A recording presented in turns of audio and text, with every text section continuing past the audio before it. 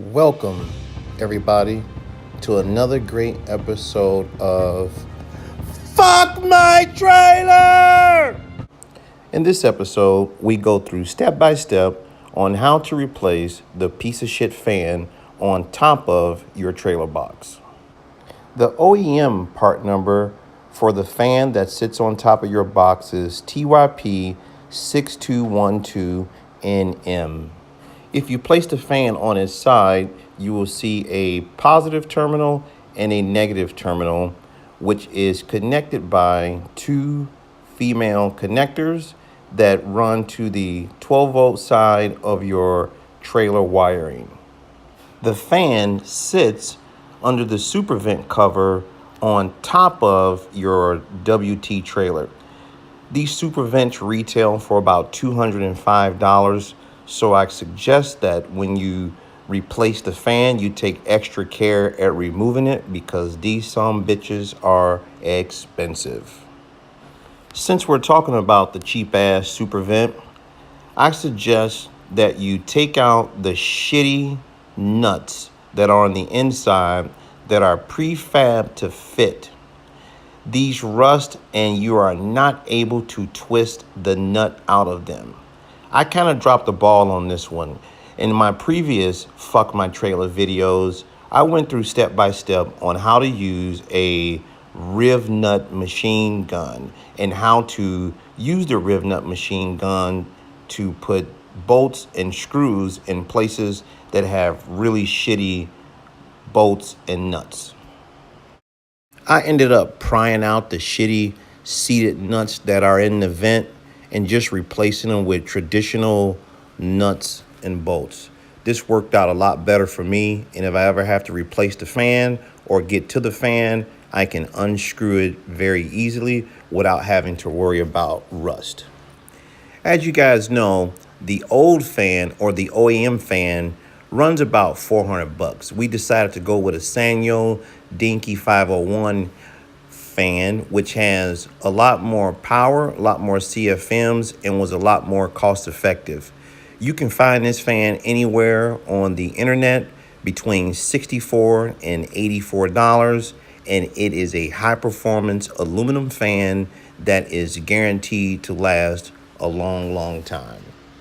What makes this fan ideal is the dimensions. The dimensions are the exact same as the OEM fan. The only difference is the new fan that we've chosen is a 3-wire system and the old fan is a 2-wire system, which is no problem. There is a yellow wire, a black wire, and a red wire. So the first step is you want to just go ahead and fold and put that yellow wire away. You won't need it at all. In fact, you can either cut it off or you can do as I did. You can fold it back, tape it, and then that way the wire is out of the elements and you don't have to worry about it touching anything. The red wire is hot. The black wire is ground.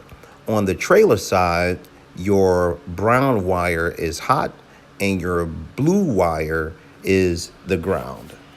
Make sure you clean your surface area very good because after you bolt your fan down, you're going to want to put a seal around the fan before you bolt the vent cover down. Make sure you test your fan before you purchase a new one. Okay, guys, I fucked up. I bought a new fan and the old fan actually worked. But because they used really cheap, shitty connectors and did not protect them from the elements, I lost a connection to the actual terminals of the fan. And so the fan itself was not getting any power because the terminals were rusted. So make sure you check your fan. And if the fan is not working, be prepared to stop at no cost at securing your fan and protecting the wiring from the elements. What I did was I took the electrical wires and instead of using male and female connectors, I soldered the wires together and then use shrink wrap to protect them from the elements so that I don't get any water in there, condensation, or things that would cause rust. Red to brown, black to blue, and this fan install is a wrap. Bolts and lock nuts are your best friend.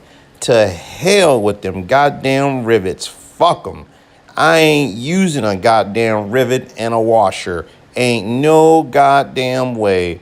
Use a bolt and a lock nut. Some silicone adhesive to seal it.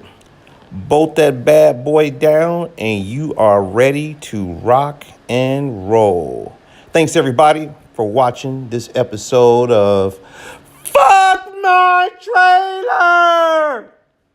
In the next episode, we're going to show you guys how to do something really cool. Take those plastic ass fenders off and put on some nice diamond plated ones. So, thanks for watching. Hope this video helped. Deuces.